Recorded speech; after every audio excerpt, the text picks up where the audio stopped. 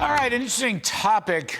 Does the Japanese takeover of our biggest steel company jeopardize national security? Nippon Steel taking over U.S. Steel. Joining us now is former U.S. Commerce Secretary Wilbur Ross. Wilbur, thanks for coming on the show. You know, Wilbur, I'm going to look back on this. I never understood that. I never liked the steel tariffs. I liked the China tariffs. Laffer and I and Steve Moore were opposed to the steel tariff. Why have the 25% steel tariffs, 10% on aluminum, if now our biggest steel company got taken over? And by the way, those tariffs were suspended anyway. So what was it for? What did we gain out of this? Well, first of all, on the deal itself, I don't think people should object to it.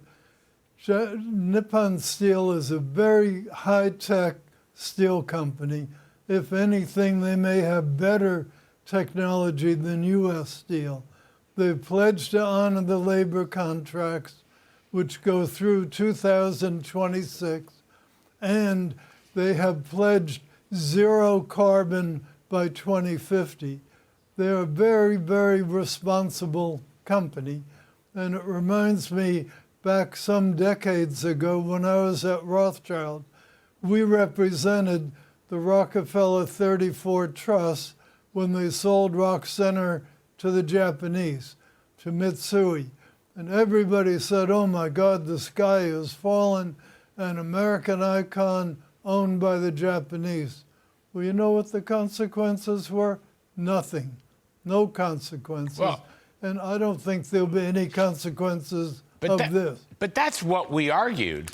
Look, going back into late 2017, early 2018, a number of us argued that you didn't need those tariffs, and that if a strong player like Nippon Steel came in, it was not going to be a problem. They'd honor contracts. They'd have to be strong enough to take over. But, you know, you wanted tariffs expressly on national security grounds. This was a 232 issue. And I just want to say that I don't have a problem with what you just said financially. What I'm going to have a problem with is we're going to have a big debate. You got Republican senators, J.D. Vance, Marco Rubio, Josh Hawley. They've written a letter. They don't want this deal to go through. And they're going to make the argument that you made 5 years ago, Wilbur. But if you're not making that argument today, then what are we going to do? It sounds like the world is upside down. No, I think they're upside down. There's no reason to oppose this. What is the rationale for opposing it other than xenophobia?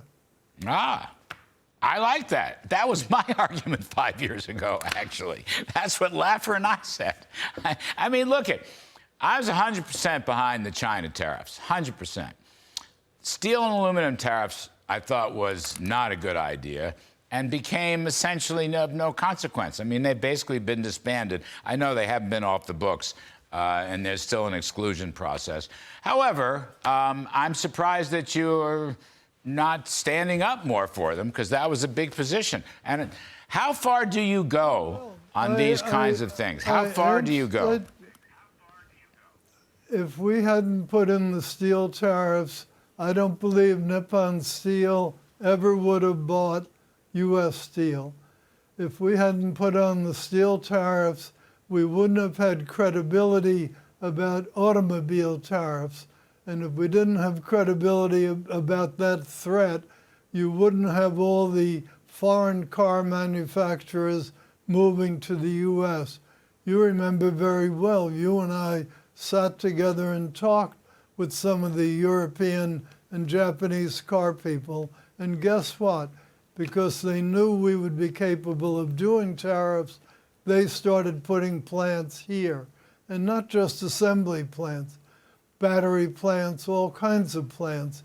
So I view the steel tariffs as an unmitigated success because they paved the way to giving us credibility, not to let people just take advantage of it. All right, well, I do remember the car talks working with you, and I especially remember the China trade talks working with you, and Bob Lighthizer and the others.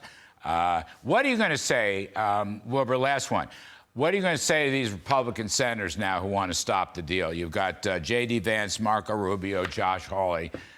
They're saying it's bad for national security grounds. What do you say to them, Wilbur Ross? Well, I think that's silly. The steel that U.S. Steel is making will still be made in the same mills that it was.